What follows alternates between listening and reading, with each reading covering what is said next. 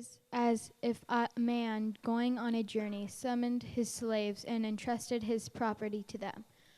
To one he gave 5 talents, to another 2, and to another 1, to each according to his ability. Then he went away. The one who had received 5 talents went off at once and traded with them, and made 5 more talents. In the same way, the one who had 2 talents made 2 more. But the one who had received the 1 talent went off and dug a hole in the ground to hide his master's money. After a long time, the master of those slaves came and settled accounts with them. The one who had received the 5 talents came forward, bringing 5 more, saying, Master, you handed over to me 5 talents. See, I have made 5 more. His master said to him, Well done, good and trustworthy slave. You have become trustworthy in a few things. I shall put you in charge of many things. Enter into the joy of your master. And the one with the 2 talents also came forward and said, Master, you handed over to me 2 talents. See, I have made 2 more. His master said, Well done, good and trustworthy slave. You have been trustworthy in a few things. I will put you in charge of many things. Enter in the joy of your master.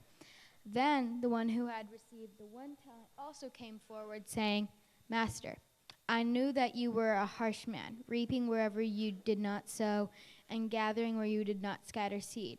So I was afraid, and I went and hid your talent in the ground. Here you have what is yours. But his master replied, You wicked and lazy slave. You knew, did you, that I reap where I did not sow and gather where I did not scatter? Then you ought to have invested my money with the bankers, and on my account you would have received what was my own with interest. So take the talent from him and give it to the one with the 10 talents. For to all those who have more will be given, and they will have an abundance. But from those with nothing, even what they have will be taken away. And as for this worthless slave, throw him into the outer darkness, where they will be weeping and gnashing of teeth. Ouch. Right? This is the 3rd week in our series of Drawn In. This is based on a book that Troy Bronsink had written in 2012. We worked through it through Darkwood Brew. There's a bunch of resources online for that if you're ever looking for it. The book is called Drawn In, a creative practices for activists, artists, and Jesus followers. Not in that order, apparently.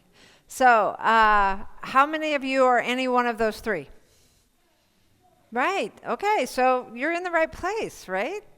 That's what we're trying to work through is some creative ideas to help us think through our Phoenix affirmation number 4, which is expressing our love and worship that is sincere, vibrant, and artful as it is scriptural. We're looking for creative ways to enter a discussion on how we do worship with one another and how we discern who we are as a faith community as we step out into the world participating in what God is already doing there.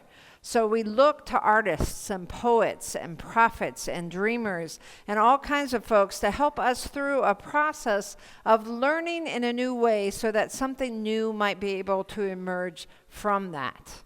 And we're been given 6 frames by Troy in his book to help us in that discernment process. The 6 frames are dreaming and hovering, which Eric went through the last couple of weeks. Today we're working with risking, and then we have listening, reintegrating, and resting still to come. So this is a great series for helping us think about how do we think about things? How do we feel about things? How do we have a conversation about who we are in the world and how we participate with God? We have already had a discernment process which has gotten us to this place at this time.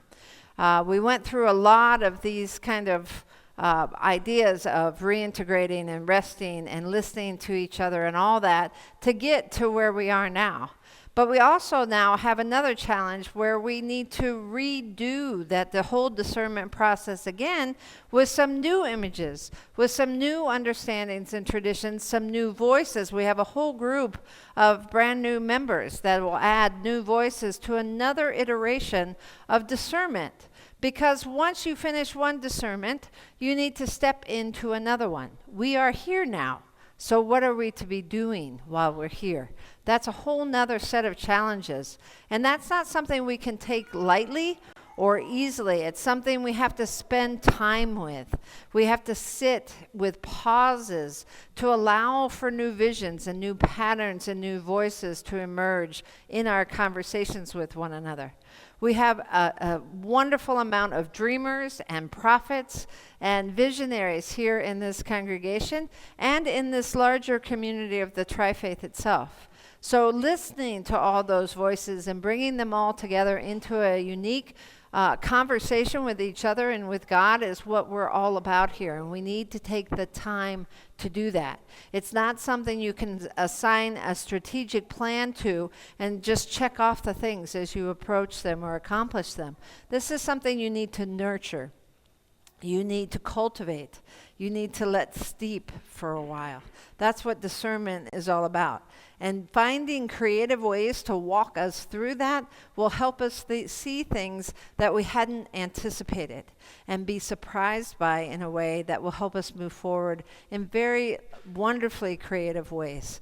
We're here to boost our creativity with one another and with God and be able to see things in whole new ways. So that's what this series is all about. But besides the whole process for discernment, you also need to take into consideration the context in which we find ourselves. We are discerning particular things about who we are and what we're being called to be about, but we also are finding that discernment in the midst of being in Nebraska, in the midst of being a privileged class in the United States, in the midst of being in a world that is right now shifting from any kind of stability into all kinds of disruption, as Margaret Wheatley would say. And we have all kinds of folks that are now living as refugees in the world. We have war all around us. We have all kinds of disruption and confusion. The patterns that we used to have to make sense of all this have now begun to shift. There isn't really a normal way of attending to things these days. That's what makes the discernment so imperative. And being creative about that is what we're all being called to be about. So to introduce a brand new voice to this discernment in the midst of this context is Margaret Wheatley. As Randy said, she is one of my personal heroes, and since I'm in charge, I get to pick.